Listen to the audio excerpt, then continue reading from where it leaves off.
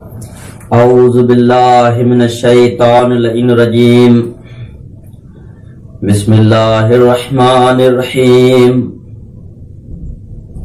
الحمدللہ رب العالمین والعاقبۃ للمتقین والصلاة والسلام علی سید الانبیاء والمرسلین سیدنا و نبینا و شفیع ذنوبنا و طبیب قلوبنا بالقاسم محمد و آلہ الطیبین الطاہرین المعصومین ولعنت اللہ علی اعدائہم اجمعین.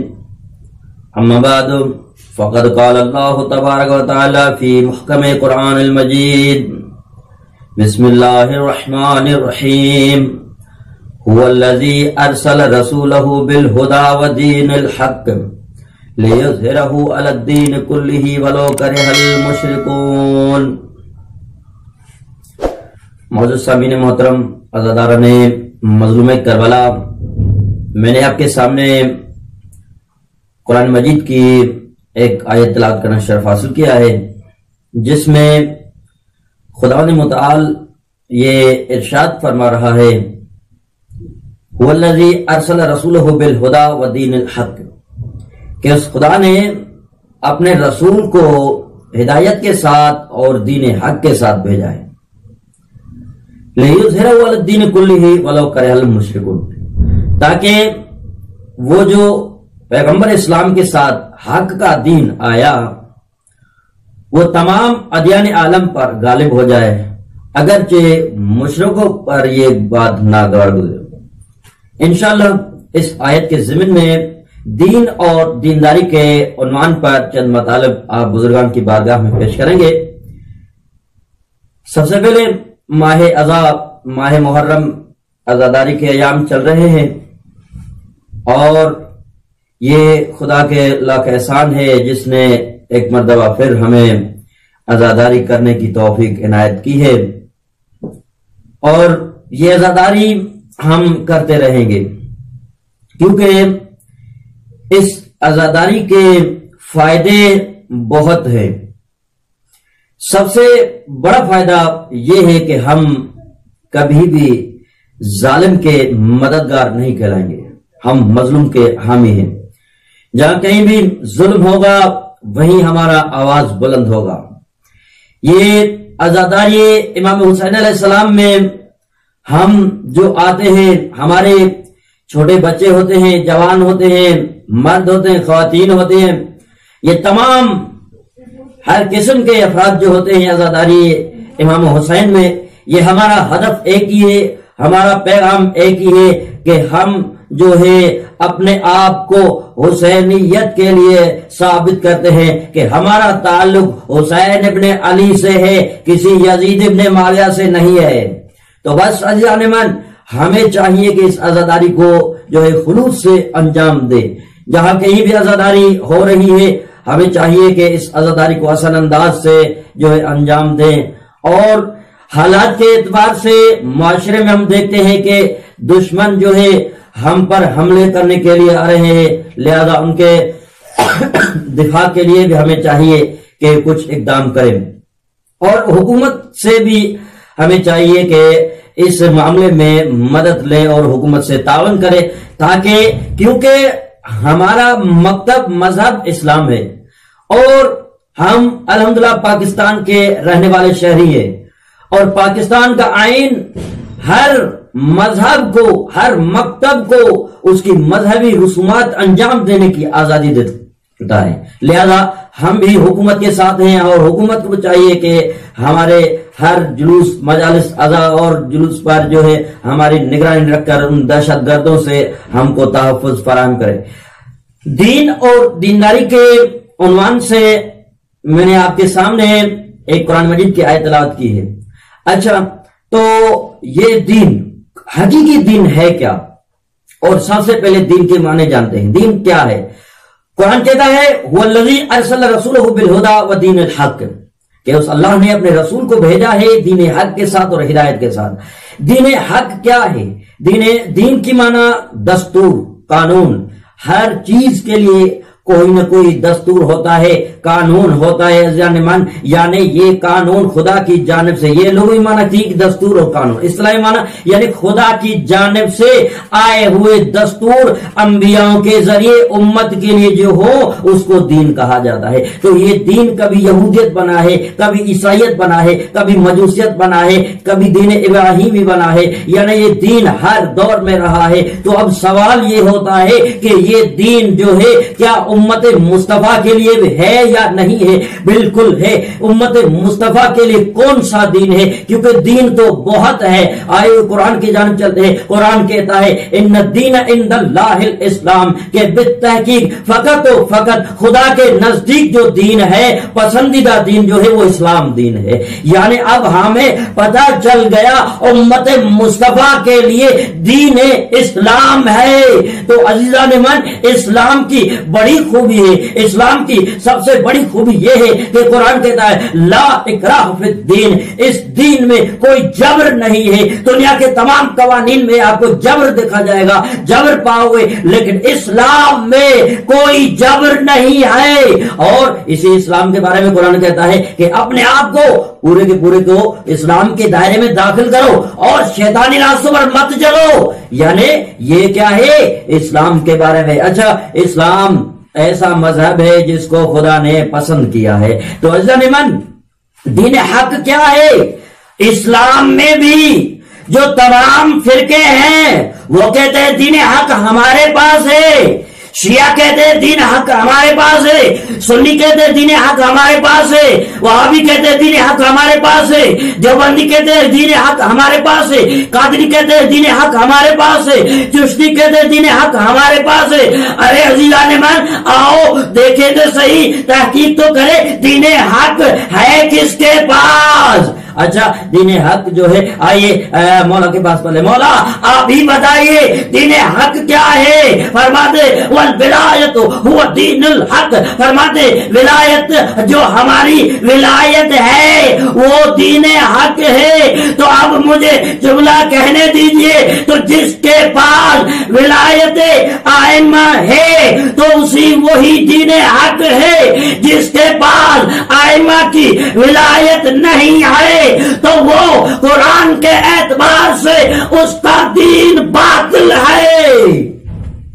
تو ظالمان، جس کے پاس توحید ہو، جس کے پاس عدالت ہو، جس کے پاس نبوت ہو، جس کے پاس امامت و ولایت ہو، تو وہی دین حق ہے۔ اچھا، ایک اور آیت کی جانب چلتے ہیں، مقدماتی بحث سے انشاءاللہ آگے بیان کریں گے۔ اچھا، قرآن کی ہدایت واعتصموا بحبل اللہ جمیعا ولا تفرقوا، خدا کی رسی کو مضبوط سے تھام لو اور آپس میں فرقہ واریت مت پھیلاؤ۔ بالکل ہم بھی اسی بات کے قائل ہیں کہ خدا کی رسی کو مضبوط تھام لے اور آپس میں فرقہ واریت نفرت نہ پھیلائے۔ جو بھی اسلام میں آ کر فساد پھیلاتا ہے وہ اسلام کا دشمن ہے، چاہے جو بھی ہو۔ اسلام کے لبادے میں آ کر اگر کوئی مسلمانوں میں انتشار پھیلا رہا ہے، مسلمانوں کو آپس میں لڑوا رہا ہے، تو سمجھ لیجئے وہ اسلام اور مسلمانوں کا سب سے بڑا دشمن ہے۔ اچھا، تو کیا ہے؟ قرآن کہتا ہے واعتصموا بحبل اللہ جمیعا ولا تفرقوا، خدا کی رسی کو مضبوط سے تھام لو اور آپس میں جو ہے فرقہ واریت مت پھیلاؤ۔ اچھا، خدا کی رسی ہے کیا؟ کس کے پاس ہے خدا کی رسی؟ آئیے مکتب و مذہبوں سے پوچھتے ہیں تو کوئی کہے گا ہمارے پاس ہے، لیکن خدا کی رسی جب مولا سے پوچھا گیا تو مولا آپ بھی بتائیے خدا کی رسی ہے کیا؟ تو امام فرماتے نحن حبل اللہ، فرماتے ہم اللہ کی مضبوط رسی ہے، جس نے اس سے تمسک کیا تو وہ مومن ہے، جس نے بھی اس مضبوط رسی یعنی اہل بیت کے دامن کو چھوڑا، امام فرماتے ہیں وہ ایمان سے خارج ہو جائے گا، ایمان سے خارج ہو جائے گا۔ اچھا، یہ تھی ابتدائی آیات جو ہے کہ بزرگان کی بارگاہ میں بیان کی۔ اب چلتے ہیں کہ خدا کے بنائے ہوئے قانون میں اور بندوں کے بنائے ہوئے قانون میں فرق کیا ہے؟ یعنی خدا کا دین اور بندوں کا دین دونوں ہیں، دو دین ہمارے معاشرے میں، ایک دین چلتا ہے خدا کا، دوسرا دین چلتا ہے جو اپنی مرضی کے مطابق والا دین چل رہا ہے، یعنی اپنی مرضی کا۔ اچھا تو آئیے مقایسہ کرتے ہیں کہ کس کا دین جو ہے صحیح ہے، کس کا غلط ہے۔ وہی اگر ایک چیز خدا کی جانب سے آئے تو وہ حق ہے، اگر وہی چیز بندے بنائے تو وہ باطل ہے۔ مثلا مثال لیجیے کہ ایک پتھر کو مثلا ہندو بناتے تو ہندوؤں کا وہ بت ہوتا ہے۔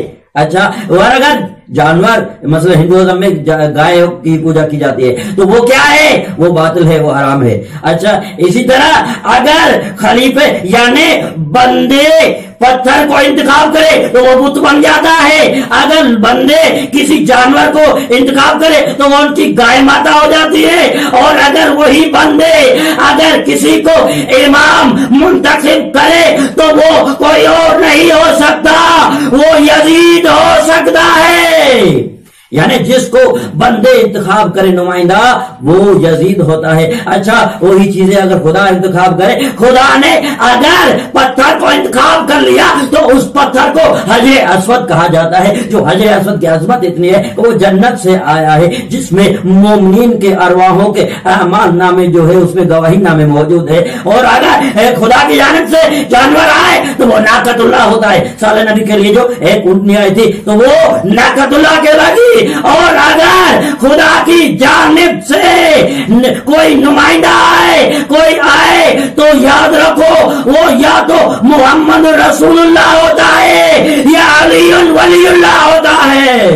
یعنی بندے امام بنائے تو وہ یزید ہوتا ہے، خدا اگر جس کو بنائے تو وہ محمد رسول اللہ ہوتا ہے یا علی ولی اللہ ہوتا ہے۔ یعنی لوگوں کا جہاں دین ہوگا تو وہاں فساد ہوگا، وہاں کعبے کو آگ لگا دی جائے گی، وہاں خانواد رسول پر حملہ کیا جائے گا، وہاں مسجد نبی پر حملہ کیا جائے گا، وہاں مسجد نبی میں گھوڑے باندھے جائیں گے۔ یعنی جہاں لوگوں کے بنائے ہوئے پیشوا ہوں گے، رہبر ہوں گے تو وہ دین میں فساد پھیلائے گا، وہ مقدسات اسلام کا تحفظ کے بجائے اس پر تشدد کرے گا۔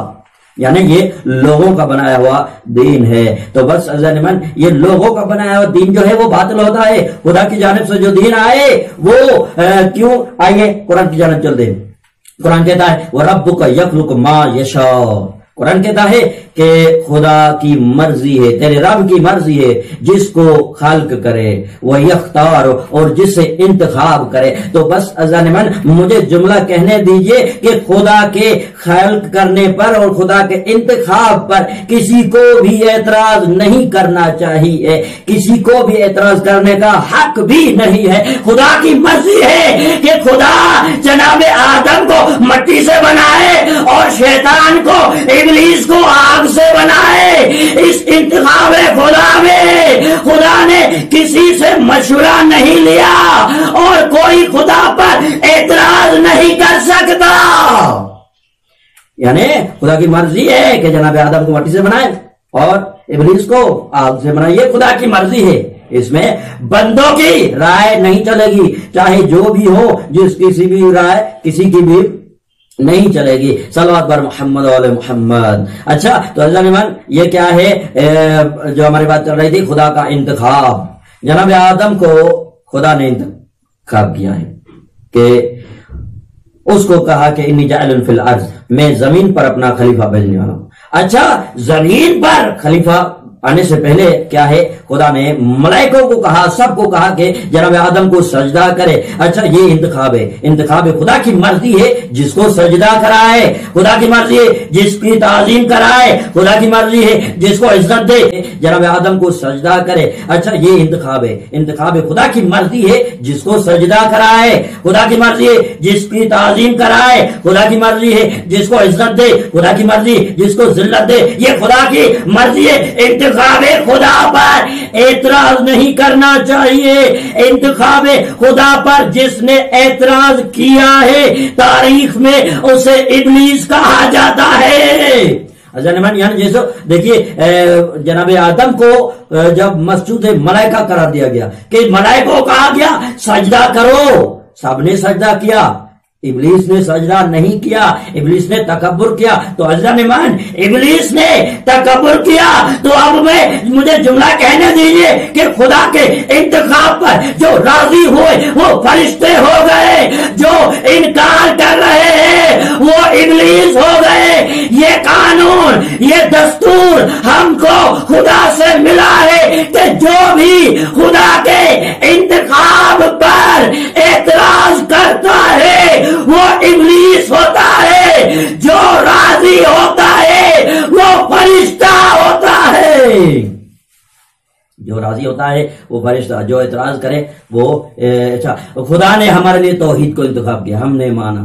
خدا نے ہمارے لیے رسالت کو انتخاب کیا، ہم نے رسالت پر ایمان ہے. خدا نے ہمارے لیے احکام الہی، نماز، روزہ، حج، زکوٰۃ، یہ تمام، اور اس عقائد میں قیامت کو انتخاب کیا. بھئی قیامت بھی ایک دن، بالکل ہمارا ایمان ہے. خدا نے ہمارے لیے امامت کو بھی انتخاب کیا ہے. حضرت تو امامت بھی ویسے ہی انتخاب کی جیسے نبوت کو انتخاب کیا ہے، جیسے قیامت کو انتخاب کیا ہے، جیسے عدالت کو انتخاب کیا ہے، اسی طرح امامت بھی ہے. لیکن عجیب لمحہ فکریہ ہے، عجیب مومن ہے، عجیب مسلمان کی جو ذہن ہے کہ خدا کے انتخاب کردہ توحید پر ایمان ہے ان کا، رسالت پر ہے ان کا ایمان، اسی رسالت پر کسی کا بھی کوئی اعتراض نہیں ہے. ہر مسلمان محمد لا الہ الا اللہ پڑھتا ہے، ہر مسلمان محمد رسول اللہ پڑھتا ہے. بس بحث جو ہے، جھگڑا جو ہے وہ امامت و ولایت پر ہے.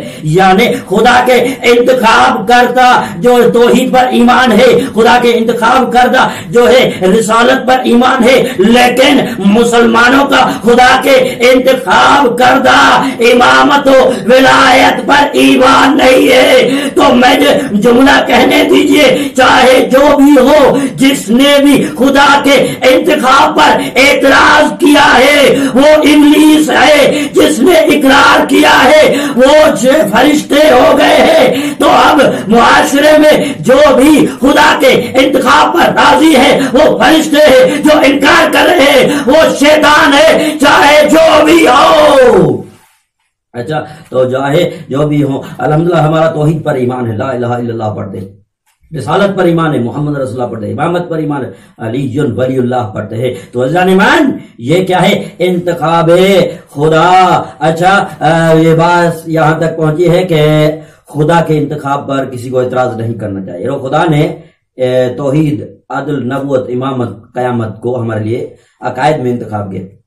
اچھا، جو اختلاف کی بحث یہ ہے کہ امامت قرآن سے ہے یا شیعوں نے خود بنایا. یعنی علی کو ہم مولا مانتے ہیں، اس کا سبب کیا ہے، دلیل کیا ہے؟ آئیے قرآن کی جانب چلتے ہیں. قرآن کیا دلیل دیتا ہے؟ قرآن کہتا ہے انما ولیکم اللہ ورسولہ والذین آمنوا الذین یقیمون الصلاۃ ویؤتون الزکاۃ وہم راکعون، کہ بالتحقیق ولی تمہارا اللہ، بے شک خدا ہمارا ولی ہے، اور اس کا رسول ہمارا سرپرست ہے، رسول ہمارا ہادی ہے، رسول ہمارا مولا ہے، رسول ہم کو ہدایت دینے والا ہے. اور وہ مومنین جو نماز قائم کرتے ہیں، حالت رکوع میں زکوٰۃ دیتے ہیں. تو عزیزان من، اس آیت میں ایک ولی اللہ ہے، دوسرا ولی محمد رسول اللہ ہے، تیسرا ولی علی ولی اللہ ہے. اور اگر جس کا ایمان نہیں ہے تو یہ آیت کسی اور کے شان میں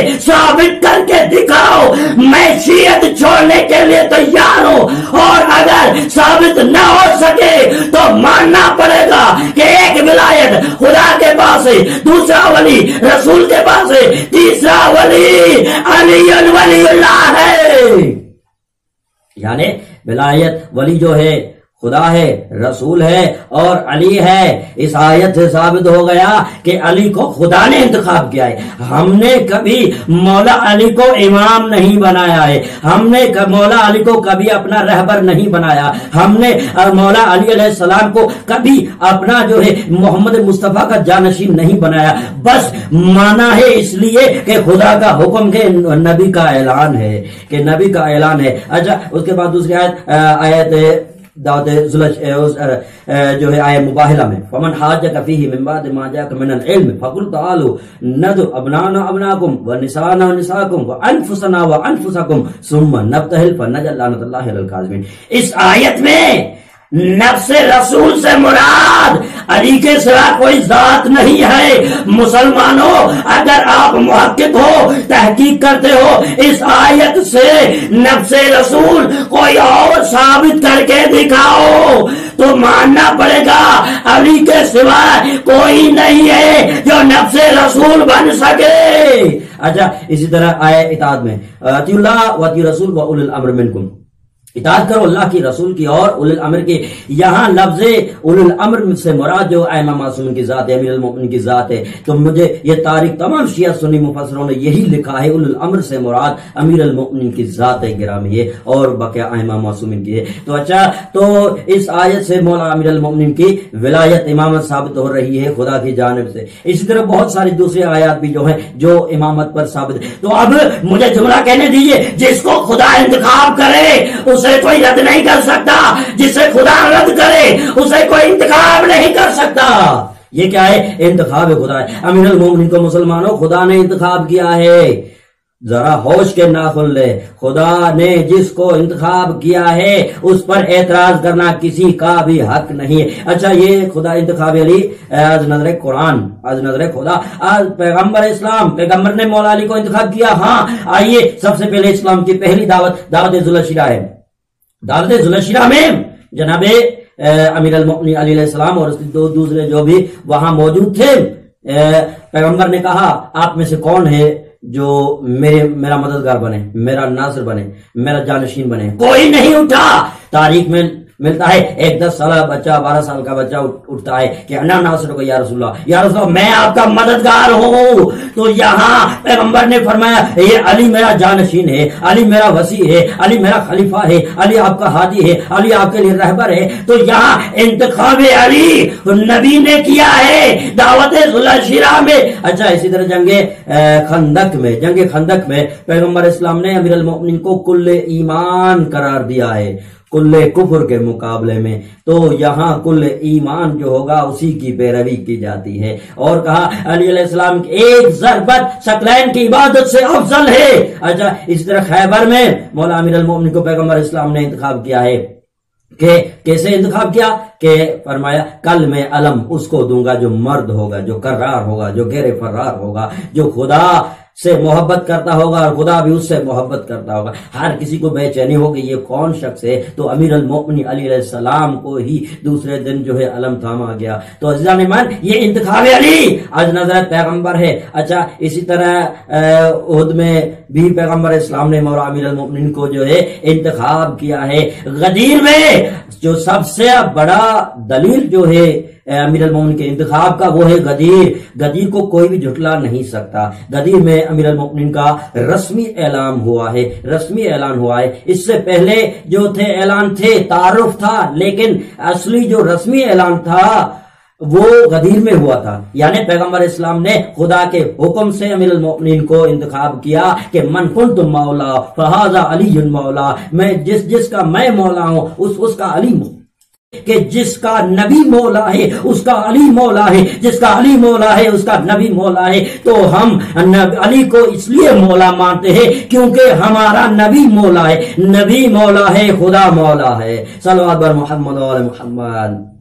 اچھا، تو امیر المؤمنین کی ولایت جو ہے خدا سے، نبی سے ثابت ہے۔ ولایت کا انکار کرنے والا وہ کافر ہے، مشرک ہے۔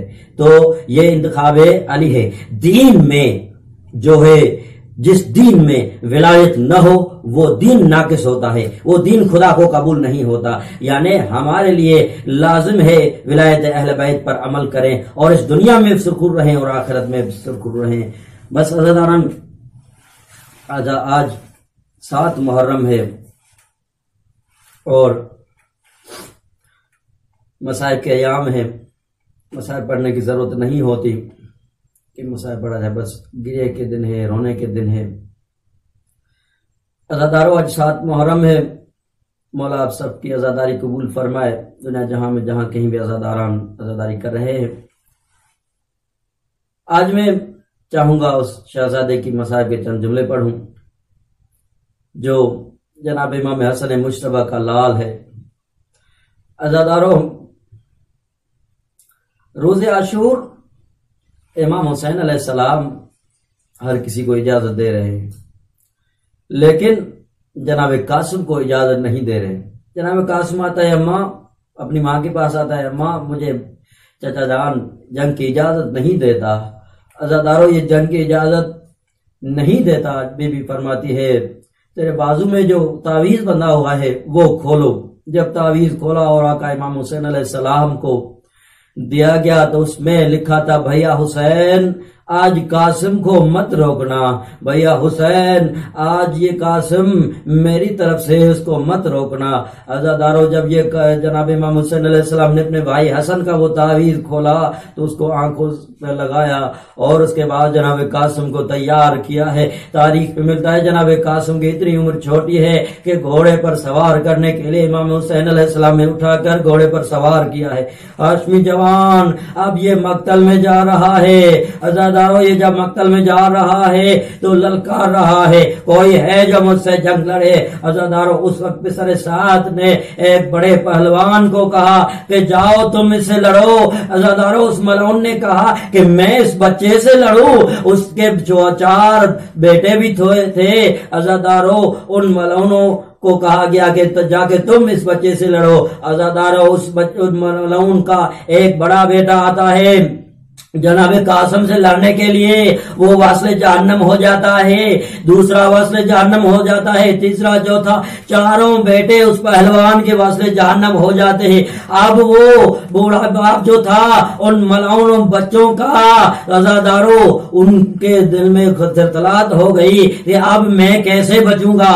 اب عزادارو اس وقت جناب قاسم سے لڑنے کے لیے پسر سعد نے اس بڑے پہلوان کو بھیجا، لیکن وہ پہلوان بھی جناب قاسم کے ہاتھوں واصل جہنم ہو گیا۔